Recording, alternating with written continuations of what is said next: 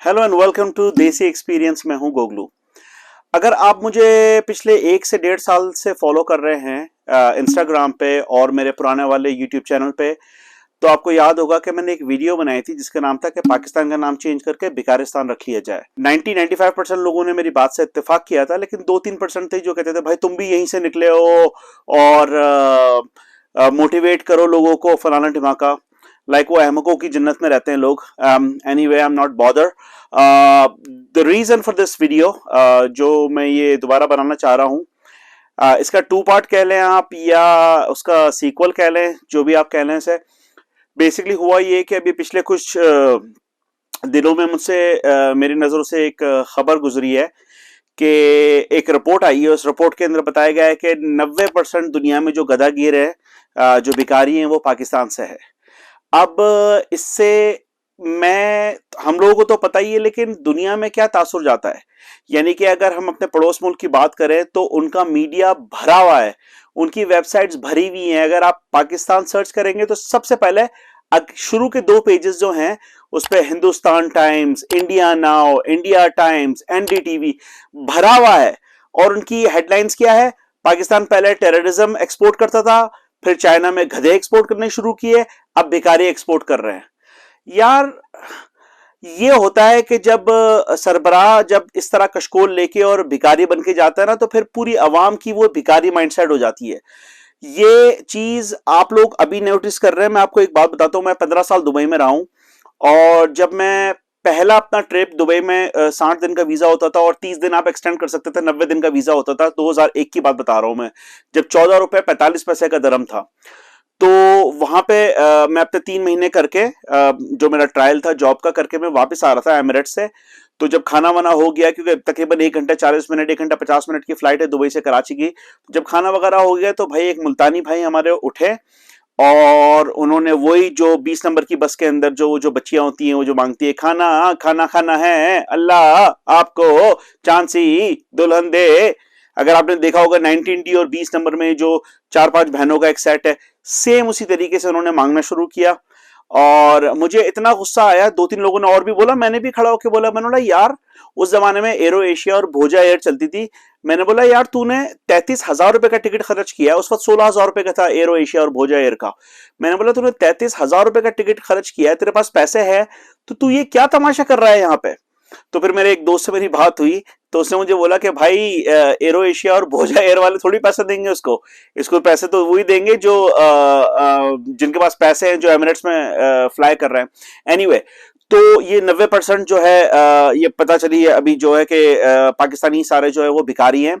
तो इसके ऊपर सऊदी अरब ने पाकिस्तान के थोड़े जो है वो कान मरोड़े कि भाई ये क्या हो रहा है। और आपने देखा होगा कभी भी आप हज और उमरा पे जाते हैं, 99.9% लाइक 9 आउट ऑफ 10, बल्कि 10 आउट ऑफ 10 पीपल जो बोलते हैं हमारा बैग गुम गया, हमारा पर्स गुम गया, उसमें हमारे पासपोर्ट थे, उसमें हमारे पैसे थे, अब हमें फोन करवा दे। आप फोन करवाने के लिए करते हो, कहते हो यार फोन नहीं करवाओ, चलो हमें 100 दरम दे दो, हमें 100 रियाल दे दो, 500 रियाल दे दो। इस तरह का सब के सब पाकिस्तानी। अभी रिसेंटली 2 साल पहले मैं पाकिस्तान गया, हमारे वहां एक मस्जिद है, उसमें मैं नमाज पढ़ा। एक बंदा सफेद कलफ के शलवार कमीज के अंदर, उसने देख लिया कि वो जो बाहर से बंदा आया हुआ वो थोड़ा सा अलग नजर आ जाता है, हालांकि मैं तो बिल्कुल मैला टाइप आदमी हूं। एनीवे, तो उसने नोटिस कर लिया। मैं बाहर निकला, मुझे कह रहा है कि मेरी बीवी की बहुत तबीयत खराब है और जो है ना मुझे उसको हॉस्पिटल में लेके जाना है, तो मुझे 2,000 रुपए की जरूरत है। मैंने बोला एक काम करते हैं, मैं ऊपर से अपना वॉलेट लेकर आता हूँ। मैं वॉलेट लेकर नहीं आया हूँ, और आपकी बीवी को उठाते हैं, गाड़ी लेते हैं और हॉस्पिटल लेके चलते हैं, आप मेरा वेट करो। मैं ऊपर गया, वॉलेट लेकर आया, बंदा गायब। यार, हर कोई मांग रहा है। मैं समझ रहा हूं इस बात को कि बहुत महंगाई है, लेकिन मांगने से मेरी अम्मी एक ही बात कहती है, बंदा दिया कभी पूरा नहीं पड़ता, जब अल्लाह देता है तभी पूरा पड़ता है। तो भाई कुछ करो यार। तो खैर मुद्दे पे आता हूं। जब सऊदी अरब ने कान जो खींचे पाकिस्तान के, तो उन्होंने क्या किया कि उन्होंने एफआईए वालों को टाइट किया कि भाई जरा नजर रखो।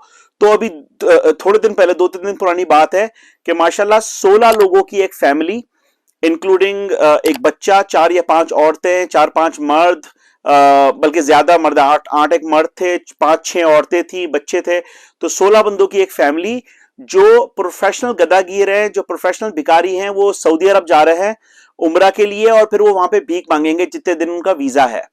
तो जब उसकी और इन्वेस्टिगेशन की तो पता चला कि वो बेसिकली वो पूरा ग्रुप है और उनके पीछे जो एजेंट था जिन्होंने उनको भेजा है वो बेसिकली उनके सारे लाखों रुपए के टिकट्स, लाखों रुपए के वीजास, वैक्सीनेशन, सब चीजों का खर्चा उठाया है और वो 50-50 का पार्टनर है उसका। ठीक है ना। यानी कि हम इतने, एक हमारा मुल्क था जब पीआईए थी, जब कैनेडी की बीवी ने कहा था कि great people to fly with वाला हिसाब किताब है पीआईए का। एक हमारा मुल्क था 70s के अंदर जो किस पावरफुल और किस तेजी से तरक्की कर रहा था और किस तेजी से फ्लोरिश कर रहा था। और एक अभी है कि अभी रिसेंटली जापान ने शायद कुछ स्किल्ड लेबर मांगे, तो मेरे ख्याल में कुछ 1.5 लाख शायद इंडिया से गए हैं, 90,000 मेरे ख्याल में श्रीलंका और ये नेपाल वगैरह से गए हैं। पता है पाकिस्तान से कितने गए? सिर्फ 200। यार ये गवर्नमेंट का काम होता है बेसिकली कि इस तरह की अपॉर्चुनिटीज लोगों को देना, स्किल्ड लेबर्स को बाहर भेजना। ये इतना अटरली डिजास्टर हुआ है ना कि मैं आपको क्या बताऊं, मेरा इतना दिल दुखा ना। मैंने बोला यार जब भी मैं ये बात करता हूं ना कि ये पूरा माइंडसेट है, ये जो भिखारीपना है ना, ये पूरा एक माइंडसेट है, ये जरूरत नहीं है। सफेद पोश लोग भी है, वो अपनी जिंदगी बेचारे गुजार रहे हैं जैसे तैसे करके, लेकिन ये जो भिखारीपना जो है ना, ये एक माइंडसेट है। मैंने ऐसी ऐसी हट्टी कट्टी औरतों को, आदमियों को देखा है जो जमीन पे पांव मारे तो पानी निकल जाए, लेकिन वो भीख मांग रहे हैं। मैंने बोला यार आप घर का काम कर लो, आप कहीं जगह माली लग जाओ, कहीं चौकीदार लग जाओ। हमारी बिल्डिंग में चौकीदार नहीं है, चलो मैं आपको चौकीदारी की नौकरी देता हूं, गायब अगले दिन। तो हर किसी को हराम मुंह लगा हुआ है, खून मुंह लगा हुआ है।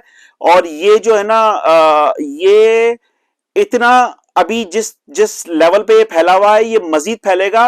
और टू बी ऑनेस्ट पाकिस्तान का अल्लाह ही हाफिज है। तो भाई ये एक दुखी वीडियो जो है इसके साथ में आपके सामने हाजिर हुआ। और काफी दिन हो गए वीडियो नहीं बनी थी, उसकी वजह कि मैं थोड़ा ट्रैवल में था।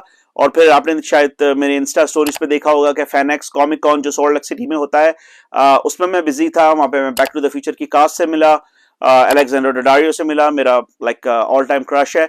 तो इसलिए वीडियो नहीं बना सका, तो उसके लिए माजरत। इंशाल्लाह ताला अब मजीद 2 और वीडियो लाइनअप पे है और फिर आपसे मिलते हैं अगली वीडियो में। अपना बहुत ख्याल रखिएगा। गोगलू साइनिंग आउट।